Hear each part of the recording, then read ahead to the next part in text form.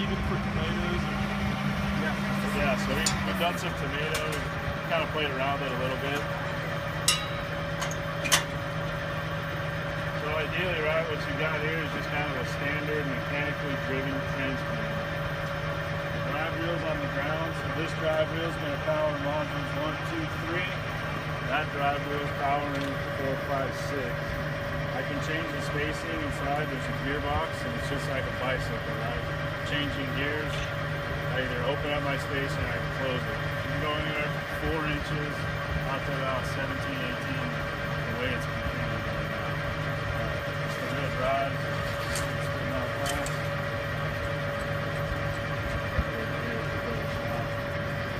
So as the plants feed through, what's happening is these fingers are sliding in between these pockets. It's the timing issue, right? So all these fingers do is they're just pushing the plugs and pulling the tape. There's actually a knife block right here. And if you spin it forward, you can see the knife. The knife's got like a little bird beak on it. It's actually puncturing through the side and it cuts top to bottom. Right? So the reason we can plant these plants so early compared to a standard transplant where you actually have to pull the plant out of the plug and drop it into the carousel, we never touch it. So that's why we're at about 16 days right now. So on a standard transplant plug, they have to be somewhat root bound to hold together, so that when they drop in the ground, they don't fall apart. On this one, the paper's keeping it together. So the way what the ladies up top are doing, so one's responsible for line 1, 2, 3, and then the other one's got 4, 5, and 6. So you take your clip here, right? You're gonna hook it underneath. So this thing is most of the time you just connect them to You just push the plug and it connects. So I've essentially connected up one tray, they'll take another tray, they do the exact same thing, and it's a continuous flow. So ideally, you shouldn't have to stop, right? Because she's going to connect it, we keep going. That's why we're able to accomplish such a fast rate when we're doing it. We'll be doing it during the row because these rows are a little shorter, probably only like 600 feet here. You won't even burn through one tray on a pass, so by the time they make the turn, they'll work with it. But they're always prepared. You'll see the dangling tails of the next tray.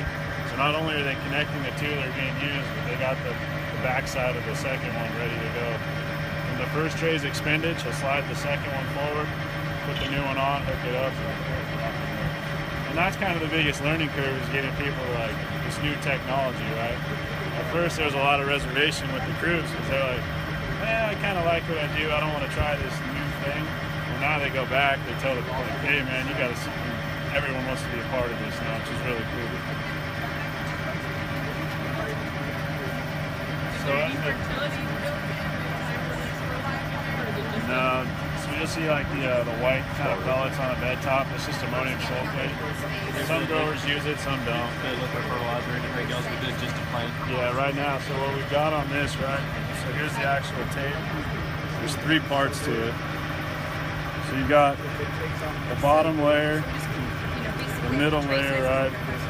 We're currently receiving this from Spain as it is, just like in this form. It's a wide sheet, 21 pods across.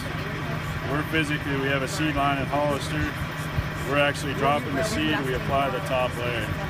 The blue kind of color you see here is a copper infusion.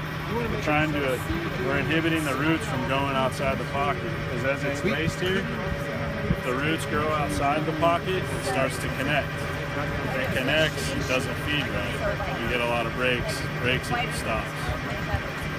And that's kind of the R&D side of it right now, is what copper bottom, copper top, no copper. What's the concentration of the copper that we need to play with. Where the real pressure is going to come is actually from the seed side. If we don't have 95% germ or better, we've been instructed not to buy it, right? Obviously, this thing goes so fast. The standard transplanter, you're going to follow. You're going to have 100% stand because the people following the machine will replace what's missed. Whatever's missed on this is done. You give me seed that germs at 81%, I can only be at 81% out here. Plus or minus a little die-off for cultivation too. Right, so it's a big sheet. So you don't even come back in a week or 2 for skips? Never come back? Yeah, so I just do it. It's been really cool. Days to harvest, about 10 days quicker. It's kind of what we're seeing right now. So we're giving our growers more time.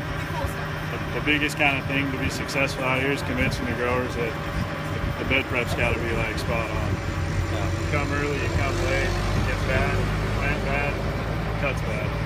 So there's definitely a direct correlation, but they've all jumped on board. They know what we need, and it's been good. Abajo y despacio primero, por favor.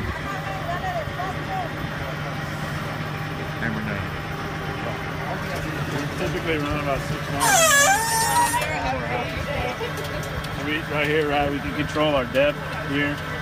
And then obviously the packer wheels that's crowding the dirt after the plant goes in the ground.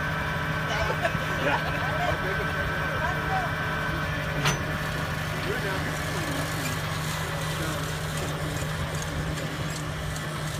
Yes, and walk in.